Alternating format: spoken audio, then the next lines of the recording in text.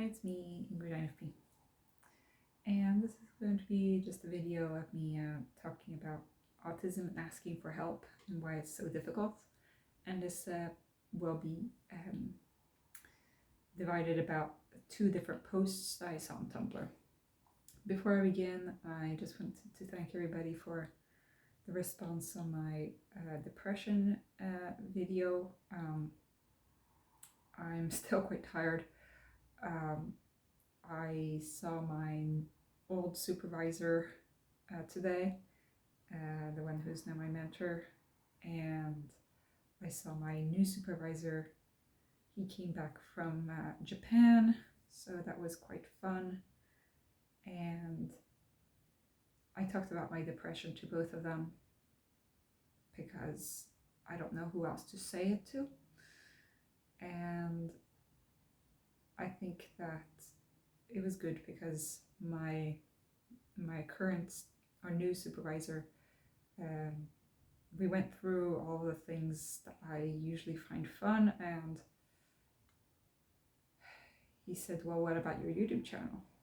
And I was like, yeah, I guess that's what's left, and he said, well, why don't you just keep doing that? It's better than nothing, He said that it seems like it has a positive influence on your life. So yeah, here I am. When everything else, when nothing else seems fun, this is like the last bastion, I guess, of things that I enjoy. So here we are. I talked also to my old supervisor about this, and she's really supportive about that I need to take care of myself and all that. And also all of your comments have been really, really lovely.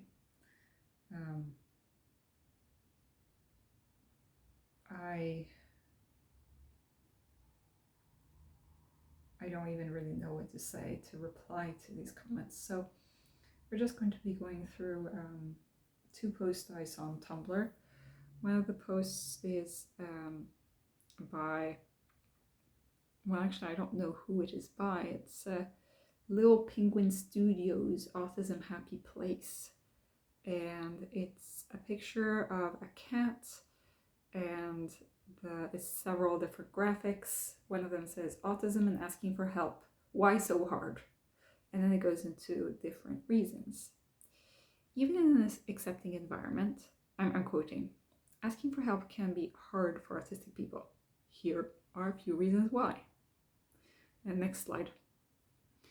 Not being able to identify sensory triggers, emotions, physical pain, so you can't tell why you would need help in the first place. And that is quite true. Like, if you don't know that you're hungry or that you're in pain or anything, that how are you supposed to know that you need to ask for pain? For pain, ask for help. And we don't really have good interoception often, and often we have alexithymia, so that's why it's difficult. Another one is not being able to speak when you're overwhelmed. So for example, when you're in a shutdown or something like that, it's hard to ask for help then because you're just not capable of asking for help through speech. Realizing that you have a problem, but starting to think about and where the exact line is between it's okay and it's not okay to ask for help. This whole thought process just makes you even more overwhelmed. And it's a picture of a cat with a bunch of papers and mess all around him. So if you just thinking about what is normal, what is okay to ask help for, then you just get more overwhelmed due to overthinking about that. Then there's another cat who's holding a mask. Masking / anxiety / being overwhelmed, surviving, takes so much space in your head that you can identify the triggers only after you had a meltdown, shutdown, minor sensory overload. So yes, I often figure out that something was bothering me after I've had a meltdown or a shutdown, because I don't identify it in time. All of these things with being overwhelmed and masking and everything takes so much space in my head that I can't really identify things. And then we got self-gaslighting, or being too scared to ask for help because your basic needs were dismissed before. So that's kind of like the trauma response. And it's like, and then it's a cat with different like thought bubbles coming out of his head. Really, it's nothing. I don't want to bother anyone. Your needs matter, and there are people who care about you, are the thoughts of like another person or cat outside of the picture. So we do care, and your needs do matter, even if you say that it's nothing or that kind of thing. And often us autistic people have, been denied help, and so we self-gaslight ourselves afterwards due to that. So that is that. Let's see. So the last one is kind of a summary, I guess, but being able to identify what the problem is, but you have no idea how to communicate it and how to ask for help. So it's the communication aspect of it, of like how to ask the question, how to bring up your needs. That is the difficult part. So that is also true. I often don't know how to ask questions, and that is something that I have struggled with since I was a child. I've gotten better at being able to ask questions because I really didn't know how to do that. Nobody had really taught me, so that's that. Now let's get to the other one, which is a little bit longer. Okay, and this is actually there are two more posts. So one post is by homunculus argument.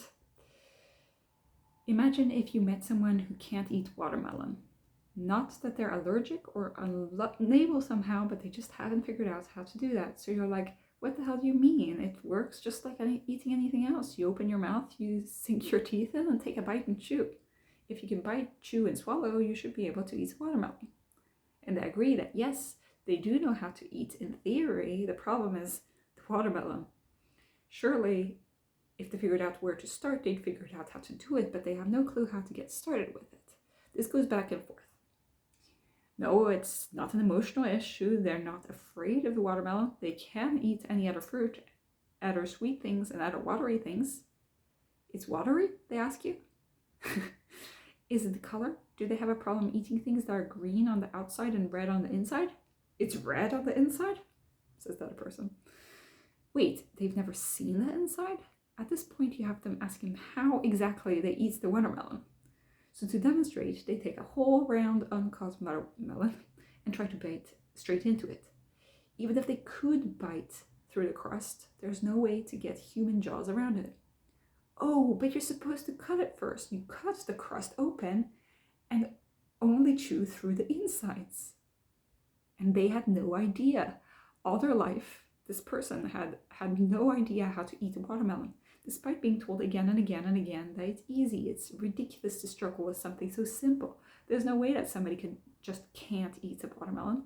How can you even manage to be bad at something as fucking simple as eating a watermelon? If somebody can't do something after being repeatedly told to just do it, there might be some key component missing that one side has no idea about and the other side assumed was so obvious it goes without mention. And then they provide with a link of how to do everything. And I think that my biased belief is that if you're stuck at how to get better at something, spend a little while assuming there's just some trick to it you've missed. You can try to generate the trick yourself, but it's probably easier to learn it by observing someone else being good at the thing, asking them some questions, and seeing if you have a light bulb moment. Then there's a story, I won't read through the whole story, but it's about somebody's fiancé who played a clarinet when he was in school, and he just never got better at the clarinet, even though he practiced every day and was really dedicated to learning the clarinet.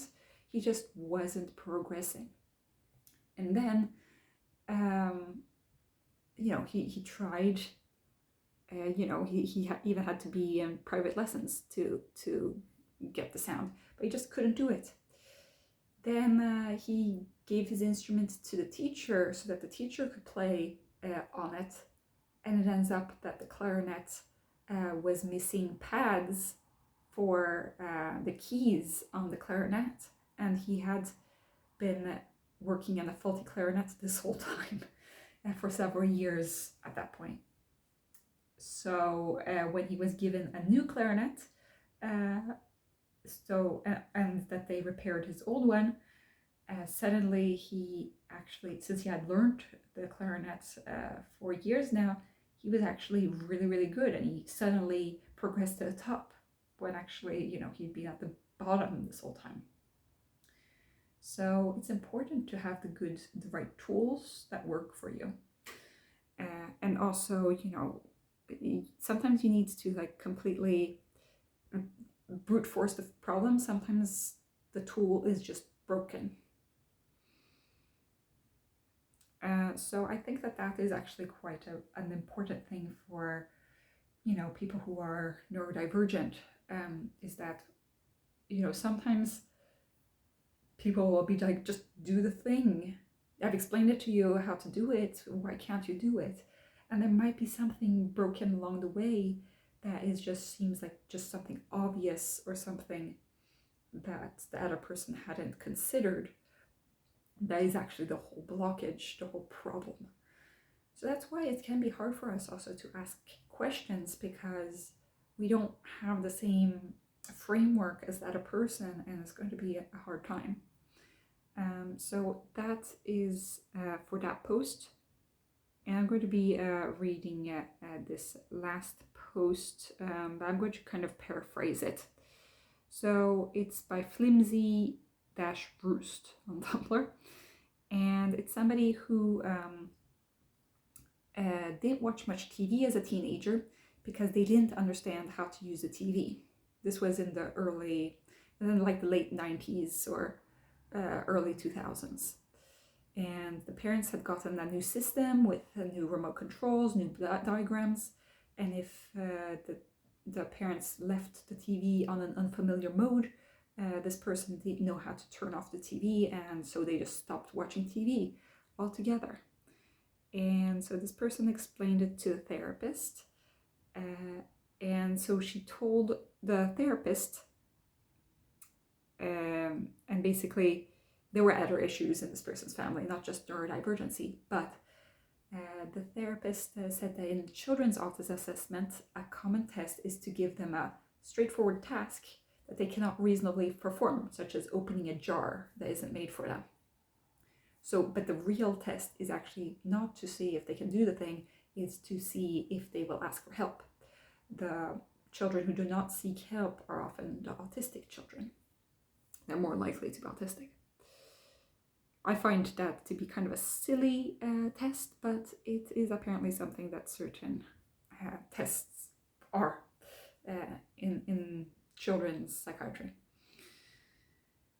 So this aligns with a certain idea that there's a compulsory independence that is found in autistic adults, particularly those with lower support needs or evaluated later in life. And it's often framed as this lack of theory of mind, basically, that we're not able to imagine that another person, could have an experience like this. It's also that it doesn't occur to us to ask for help, and that we abandon tasks that we could easily perform if we got help with assistance. There's also the thought of maybe that we're all sharing a common trauma, like bad experiences, like asking help in the past. But this is something that is asked even for children with autism before they've had a chance to ask these sorts of questions before. So the fact that people think in this pathologizing way that it's the theory of mind the fact that an autistic child would not know that other people have skills that they don't is not really the truth. So this person says that it still doesn't present itself, asking for help still doesn't present itself as an option, even if I know that the other person has skills that I do not. And the guess that this person has, this theory that they have, is that there's a wall of a communication barrier. He says, I struggle a lot to make myself understood, to articulate it in my brain well enough that it will appear identically, or at least close enough, in someone else's brain. I need to be aware of myself and my audience. I need to know the correct words, the correct sentence structure, a close enough tone, cadence, and body language. I need to draft scripts to react to possible responses, because if I get caught too off guard, I may need several minutes to construct an appropriate response. In simple day-to-day interactions, I can get by okay. In a few very specific situations, I can excel. When given the opportunity, I can write more clearly than I am ever capable of speaking. When I'm in a situation where I need help, I don't have many of my components of communication. I don't always know what my audience knows. I don't have sufficient vocabulary to explain what I need. I don't know what information is relevant to convey and the order in which I should convey it. If I don't often understand the degree of help I need, so I can come across as inappropriately urgent or overly relaxed. I have no ability to pre-plan scripts because I don't even know the basic plot of the situation. I can stumble through with one or two deficiencies, but if I'm missing too much, me and the potential helper become mutually unintelligible. I have learned the limits of what I can expect from myself, and it is conceptualized as real and a physical barrier. I'm not a runner, so running a 5K tomorrow does not present itself as an option to me. In the same way, if I have subconscious knowledge that an interaction is beyond my capability, it does not present itself as an option to me. It's the minimum communication requirements that prevent me from asking for help, not anything to do with the concept of help itself.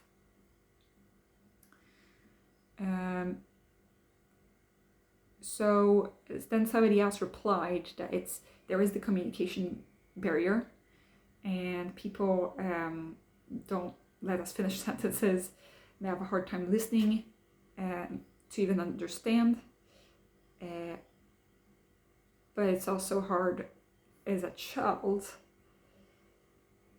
with the trauma experiences, and also the degree of shame that I couldn't do the things that I did know I was supposed to be able to do. Asking for help was more likely to get me in trouble about why I couldn't do something myself than get me help. That is the trauma. And then also there's something that set in as this person got older. And this person who replied, what's this person's name? Chavisori. Chavisori says, if help isn't absolutely consistently reliable, then I'm better off not relying on it. Help from someone who I wind up always having to remind, for instance, is more stressful than just not having it. Never knowing whether the help is actually going to be there, or whether the chances are 50-50 that I will find some last minute workaround, is more stressful than just going and where to have to rely on myself. Asking for help and having it not come through, having a friend flake on you, for instance, is going to be more upsetting than just not counting on the help in the first place. So that is true. And also because as a child, often the meltdowns would come across as very belligerent and aggressive, and this person probably stopped asking for help because of that. And also, we see how other people effortlessly and naturally do things that we ourselves have no clue how to do. People have conversations and seem to communicate a whole level of extra unsend information. You just sort of grow up that everybody's doing just fine, therefore it comes naturally, and I'm not supposed to need help, and people will be confused if I ask.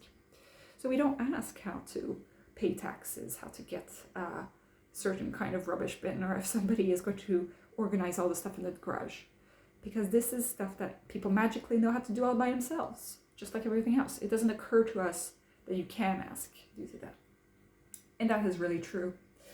And it doesn't occur to me to ask because I've had bad experiences when I have asked, and also because I see that everybody else seems to manage without having to ask. And that leads, and also I have a hard time communicating what I need. And it just leads to more problems than if I try to solve the problem myself. I don't want to really go through this too much, but there is an autistic content creator who I won't name because this person is really into ABA.